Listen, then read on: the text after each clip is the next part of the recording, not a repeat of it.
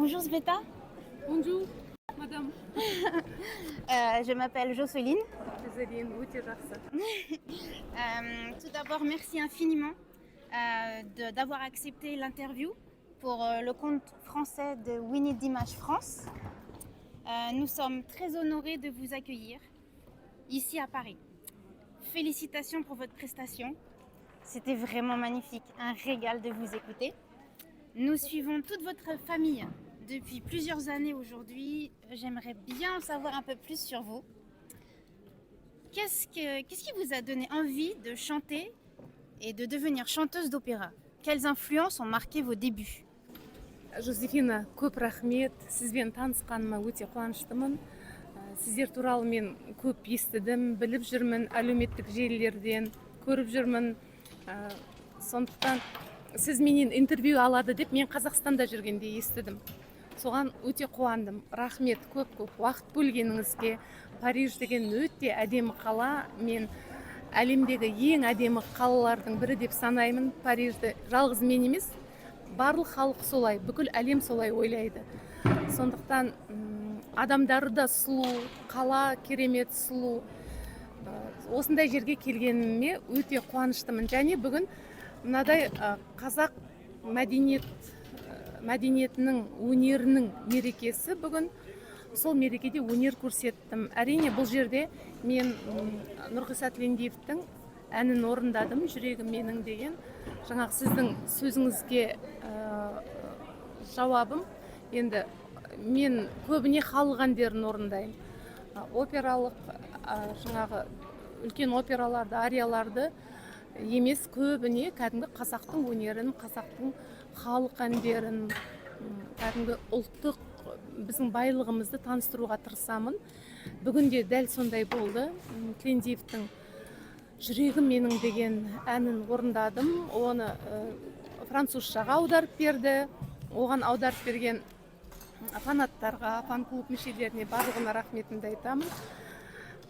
Сол біздің жүрегіміз, менің жүрегім сіздермен бірге. Qu'est-ce que cela représente pour vous d'avoir chanté à l'UNESCO à Paris sur une scène internationale en tant que représentant de la culture kazakh pour ce concert hommage au grand compositeur Nurgisa Telendiev? Est-ce que c'est la première fois que vous venez chanter en France? Негізі Францияға менің бұл үшінші мәрте келуім. Осының алдында бірнеше жыл бұрын біз арнайы фольклорлық ансамбльмен Францияға келіп, үлкен халық ұлттық мерекеге қатысқанбыз. Фестиваль болған, халықтар достығына арналған халықтық фестиваль болған. Соған қатысып, мен егер қателеспесем, мүмкін атын дұрыс айтпау мүмкін, Роман Сюризер деген осы Францияда бір аймақ бар. Біз сол жерде кәдімгі француздардың үйлерін көріп, солардың қандай жерде тұратынын көріп, ауылдарын көріп, мектептерін көріп, 15 күндей сол жерде гастрольдік сапармен болғанбыз. Бірнеше ауылдық, жаңа ауыл ма, енді бұларды провинция деп аталама қалай екен? Бірнеше елді мекендерінде концерт бердік. Жергілікті Францияның, кәдімгі ішкі Францияның тұрғындарымен кездесіп, нағыз француздар қалай тұрады, нағыз француз круассанның дәмі қандай, табиғаты қандай, орманы, плантациялар, керемет жаңағы даласы қандай, соның барлығын көрдік. Сондықтан бүгінгі концертте өте тамаша, бірақ менің есімде сол кәдімгі Францияның халқымен араласып 15 күн бірге жүргенім есімде қалды.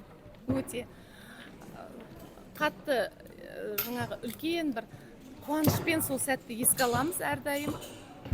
Ал бүгін енді мен Нұрғиса Тілендиевтің 100 жылдығына орай жасалған ЮНЕСКО-ның сахнасында жүрегім менің деген әнді орындадым.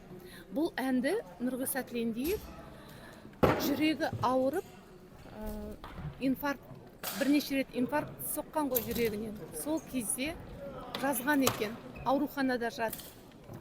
Сол кезде өзінің жүрегін тыңдап, өзінің жүрегіндегі әдемі әуенін, ойларын барлығын осы ән арқылы шығарған екен.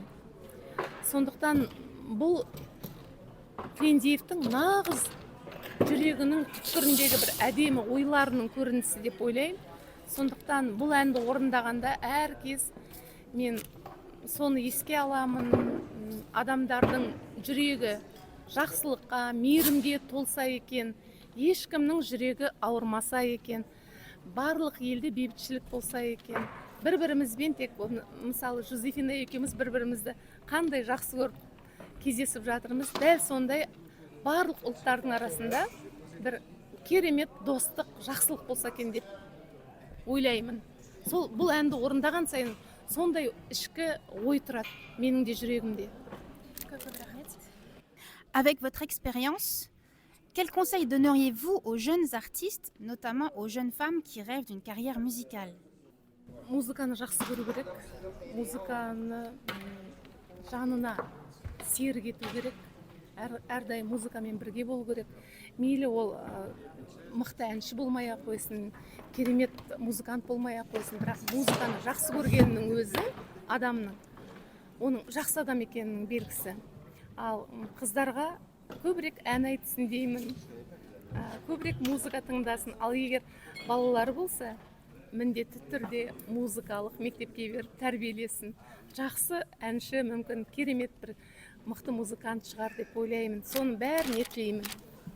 Est-ce que vous pouvez me dire si Dimash s'entraîne tous les jours pour entretenir sa voix, et surtout, vous arrive-t-il de travailler votre voix ensemble, tous les deux? Негізі дауыс деген өзі сондай өте күнделікті дайындықты, күтімді қажет етеді ғой. Сондықтан Димаш ол даусымен өте жақсы жұмыс жасайды, ол дауысын күтеді.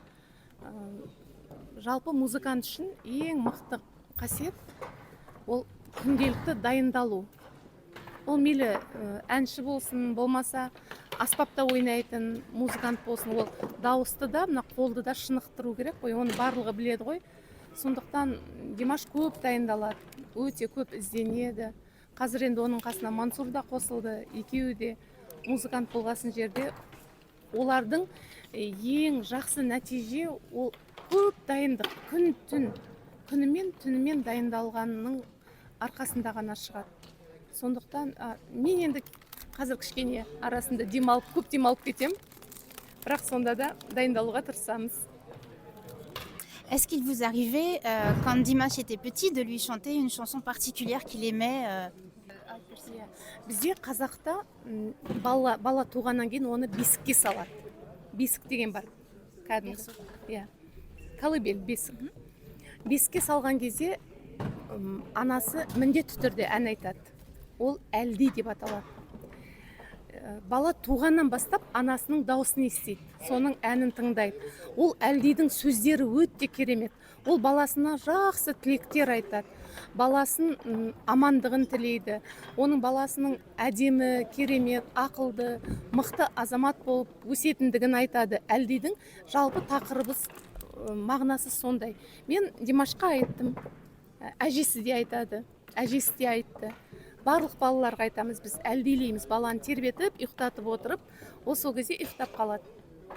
Әлди, әлди баламау, әлди әнге саламау, әлди әнге мен салсам, бөпем ұйықтап қаламау.